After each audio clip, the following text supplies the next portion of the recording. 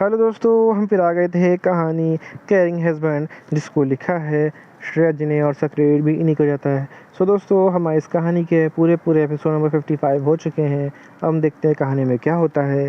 शुरू करते हैं कहानी का एपिसोड नंबर 56 और देखते हैं कहानी में क्या होता है।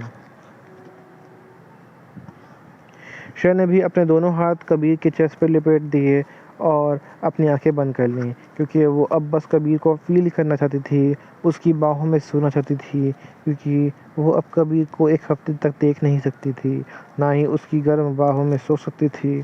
श्रेया को कबीर की बाहों में बहुत सेफ फील होता था और उसे ऐसा लगता था कि कबीर उसके होते हुए उसे कुछ भी नहीं होने देगा। और ये सच भी था। कबीर श्रेया की छोटी सी छोटी बातों का ध्यान रखता था, उसे सबसे प्रोटेक्ट करता था। ऐसे ही दोनों एक दूसरे को गले लगाए हुए कब सो गए, दोनों को पता ही नहीं चला। वहीं अगले दिन सूरज की किरणें धीरे धीरे खिड़की से कमरे पे आ रही थी और रूम में कबीर श्रेया को गले लगाकर सुकून से सो रहा था। वहीं श्रेया भी एकदम बिल्ली की बच्चे की तरह कबीर से चिपक के सो रही थी। कबीर और श्रेया अभी भी सो रहे थे कि तभी कबीर का फ़ोन बजने लगा। फ़ोन की आवाज़ से कबीर की नींद तुरंत खुल गई, क्योंकि उसकी नींद बहुत ही कच्ची थी। तभी उसने देखा श्रेया उसके ऊपर अभी भी सो रही है और सोते हुए उसका चेहरा और मासूम और प्यारा लग रहा है। फिर उसने बहुत ही ध्यान से श्रेया को अपने ऊपर से उठाकर बाजू में लेटाया। फिर उसने अपना फ़ोन की तरफ देखा, जो अभी भी बज रहा था। कबीर ने देखा कि उसके असिस्टेंट का फ़ोन था। कबीर ने अपना फ़ोन लिया और कॉल पिक करके बेड से उतरकर बालकनी में चला गया, क्योंकि वो नहीं चाहता था कि उसकी आवाज़ से श्रेया की नींद खुल जाए। कबीर ने थोड़ी देर बालकनी में अपने फ़ोन से बात किया। कबीर बस हाँ हाँ में जवाब दे रहा था, क्योंकि उसे ज़्यादा बात करना बिल्कुल पसंद नहीं था। पर जब भी श्रेया से बात करता था, उसे ऐसा लगता था कि वो श्रेया से बात करता रहे। ये बात कबीर को खुद पता नहीं थी कि वो ऐसा क्यों कर रहा है। फ़ोन में बात करने के बाद कबीर वापस रूम में आया। उसने एक नज़र बेड की तरफ देखा, जहाँ श्रेया अभी भी सुकून से सो रही थी। ये देख के उसके चेहरे के भाव थोड़े नर्म हो गए, जो पहले फ़ोन की बात पर कठोर थे। उसके बाद उसने क्लोज़ेट से अपने कपड़े निकाल कर फ्रेश होने बाथरूम चला गया। थोड़ी देर बाद जब कबीर फ्रेश होकर बाहर आया, तो उसने इस समय एक डार्क ब्लू कलर का सूट पहन रखा था, जो उसकी पर्सनालिटी और अट्रैक्टिव बना रहा था। कबीर ने फिर से श्रेया को देखा, जो अभी भी सो रही थी, क्योंकि अभी सुबह के सिर्फ 6 ही बजे थे। कबीर चल के श्रेया के पास गया और उसके पास बैठ के बड़े गौर से श्रेया के चेहरे को देखने लगा। कबीर को देखकर कोई भी नहीं कह सकता था कि उसके दिमाग में कब क्या चल रहा है या अभी क्या चल रहा है। फिर कबीर ने धीरे से श्रेया के होठों पे एक छोटी सी किस की और फिर वहाँ से चला गया। नीचे पहुँचकर कबीर ने देखा कि उसके डैड वहीं सोफे बैठे न्यूज़पेपर पढ़ रहे थे।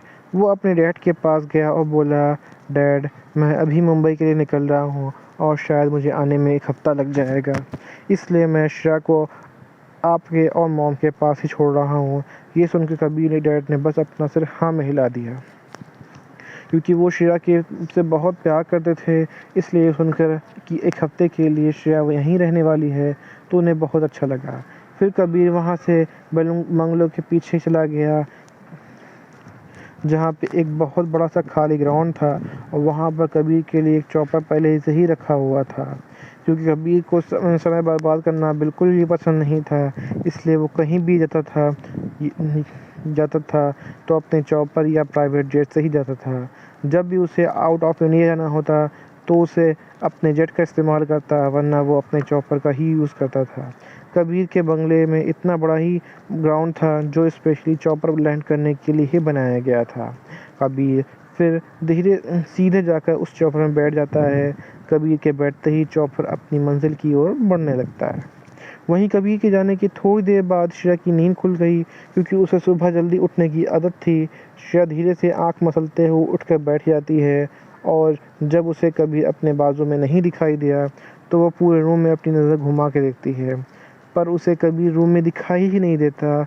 ये देखकर श्रेया ने बाथरूम की तरफ देखा। बाथरूम से कोई आवाज़ दी, पर उसे लगा कभी नीचे चला गया होगा, क्योंकि ये पहली बार नहीं था जब वो उठी थी तो उसने अपने आप को बिस्तर पर अकेला पाया था। ज़्यादातर ऐसा ही होता था, पर वो जब उठती तो कबीर उसे कहीं भी दिखाई ही नहीं दे रहा था। वो जल्दी से वो शायद से जल्दी उठ जाता था और जिम करने या जॉगिंग करने चला जाता था। ये कबीर का डेली रूटीन था और ये बात श्रेया को भी पता थी, इसलिए उसने ज़्यादा इस बात पे ध्यान नहीं दिया। फिर जल्दी से बेड पे उतर गई और कपड़े लेके वॉशरूम चली गई, क्योंकि कबीर की मॉम ने श्रेया के कपड़े पहले ही वहाँ रखवा दिए थे, क्योंकि उन्हें पता था कि आज नहीं तो कल जब भी कबीर और श्रेया आएंगे तो श्रेया को इनकी ज़रूरत हो सकती है। थोड़ी देर बाद जब श्रेया फ्रेश होकर बाथरूम से बाहर आए तो उसने उस समय एक बहुत ही सुंदर अनारकली सूट पहन रखा था। वैसे तो श्रेया जब कबीर के साथ उसके घर पर रहती थी तो ज़्यादा वेस्टर्न कपड़े नहीं रहती थी, क्योंकि उसे वो कपड़े पहनना बहुत पसंद था। क्योंकि शादी से पहले उसे उस टाइप के कपड़े कभी भी नहीं पहने थे, क्योंकि उसके पास पैसे नहीं होते थे कि वो उन कपड़ों को खरीद सके। पर आज श्रेया ने अनारकली सूट पहना रखा था, क्योंकि वो आज कबीर के मॉम डैड के घर पे थी। वो उनके सामने उस टाइप के कपड़े नहीं पहनना चाहती थी। फिर श्रेया ने जल्दी से अपनी बॉडी को क्रीम लगाया और फिर वो नीचे ली गई। नीचे पहुंचकर उसने देखा कि कबीर के मॉम डैड सोफे पर बैठे थे और एक दूसरे से बातें कर रहे थे, पर उसे कबीर कहीं भी दिखाई नहीं दिया। पर उसने इस बात पे ज़्यादा ध्यान नहीं दिया कि उसे लगा कबीर स्टडी रूम में होगा। श्रेया का ये सोचना भी जायज़ था, क्योंकि कबीर दिन भर सिर्फ काम ही करता था। श्रेया फिर जल्दी से उन दोनों के पास चली गई और फिर वो सब आपस में कुछ बात करने लगे। तभी एक नौकर चल के उनके पास आया और बड़े ही पोलाइट तरीके से बोला, मैडम नाश्ता तैयार है। ये सुनकर कबीर की मॉम बोली, तुम चलो हम लोग आते हैं। ये सुनकर तुरंत वहाँ से चला गया। नाश्ता करने के टाइम भी जब श्रेया को कबीर नहीं दिखाई दिया तो ये उसे बहुत अजीब लगा कि कबीर घर पर होता था तो वो श्रेया को हमेशा अपने हाथों से खिलाता था। ये देखकर श्रेया ने कबीर की मॉम से पूछा, अब भी कहीं दिखाई नहीं दे रहे हैं, वो घर पे नहीं है क्या? ये सुनकर कबीर की मॉम बोली, वो तो सुबह मुंबई के लिए निकल गया है, क्या उसने तुम्हें बताया नहीं? ये सुनकर श्रेया के हाथ खाना खाते खाते रुक गए, पर उसने जल्दी से अपने आप को संभाल कर प्यारी सी स्माइल अपने फेस पे लाते हुए बोली, नहीं मॉम, हब्बी ने मुझे कल रात बताया था कि वो कुछ काम से बाहर जाने वाले हैं। ये सुनकर कबीर की मॉम ने फिर कुछ नहीं कहा और अपना खाना खाने लगी। वहीं श्रेया की तो ये सुनकर भूखी मर चुकी थी। उसने मन में ही बस एक ही बात चल रही थी, हब्बी मुझे बिना मिले ही चले गए। ये बात कहीं ना कहीं उसके दिल में लग गई थी। उसे बिल्कुल भी अच्छा नहीं लग रहा था। फिर वो नकली मुस्कान के साथ बोली, मॉम बस मेरा पेट भर गया। ये सुनकर कबीर की मॉम बोली, श्रेया प्लेट की तरफ देखते हुए बोली, जिसमें वैसा ही खाना रखा हुआ था बच्चा, लेकिन तुमने अभी कुछ खाया ही नहीं है। श्रेया बोली, नहीं बस और नहीं, मेरा मन नहीं है खाने का। कबीर की मॉम और कुछ बोलने वाली थी कि कबीर के बीच में बोले, ठीक है बच्चा, थोड़ी देर में कुछ खा लेना। ये सुनकर श्रेया ने बस अपना सिर हिलाया और वहाँ से बिना कुछ बोले अपने रूम में चली गई। श्रेया के वहाँ से जाने के बाद कबीर की मॉम कबीर की डर से बोली, आपने उसे जाने क्यों दिया? देखा नहीं आपने, उसने कुछ खाया ही नहीं। कबीर के डैड बोले, रहने दो, वो बाद में खा लेगी। वैसे भी उसे देख कर ही लग रहा है कि वो कबीर के जाने से बहुत दुखी है लगता है। कबीर उसे बिना मिले ही चला गया। ये सुनकर कबीर की मॉम बोली, ये लड़का भी ना समझ नहीं आता इसका। ऐसे तो श्रेया की देखभाल करता कि वो सबसे ज़्यादा उसी से प्यार करता है, और अब उस बच्ची से बिना मिले ही चला गया। कितना बुरा लग रहा होगा उसको। वहीं श्रेया रूम में पहुंचकर बेड पर लेट गई और अपने सामने वॉल पर लगी कबीर की फ़ोटो की तरफ देखने लगी। कबीर की फ़ोटो की तरफ देखते हुए उसकी आंखों में आंसू आ गए। उसे बहुत ज़्यादा बुरा लग रहा था कि कबीर उसे बिना मिले ही चला गया। कल जब कबीर उसे बताया था कि वो एक हफ्ते के लिए बाहर जा रहा है, तो उसने कैसे न कैसे खुद को बहुत संभाल लिया था, क्योंकि वो नहीं चाहती थी कि उसकी वजह से कबीर को कोई काम में प्रॉब्लम हो। पर अब जब कबीर चला गया था तो उसे बहुत खाली खाली सा लग रहा था। उसका मन सिर्फ रोने का कर रहा था, क्योंकि अब कबीर के अलावा उसकी ज़िंदगी में अपना कोई नहीं था।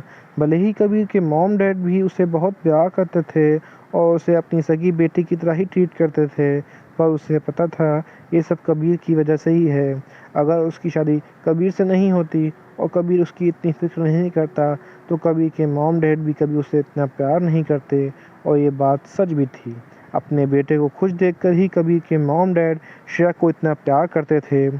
और यहीं पे कहानी का एपिसोड नंबर आपका 56 कंप्लीट होता है। सो दोस्तों, आपको एपिसोड नंबर 56 कैसा लगा हमें कमेंट करके ज़रूर बताइएगा। कहानी कोई ऐसा अंश ऐसा भाग जो आपको समझ में ना आया हो, आपको अटपटा लगा हो, तो अभी हमें कमेंट करके ज़रूर बताइएगा। कहानी अच्छी लगी तो इसको लाइक कीजिएगा, शेयर कीजिएगा, चैनल को सब्सक्राइब करिएगा ताकि आपको हमारे आने वाली अगली वीडियो अब तक आसानी से पहुंच सके। सो दोस्तों, हम फिर मिलेंगे एक नए वीडियो के साथ, एक नए एपिसोड के साथ। अब तक के लिए मुझे इजाज़त दीजिए। धन्यवाद दोस्तों।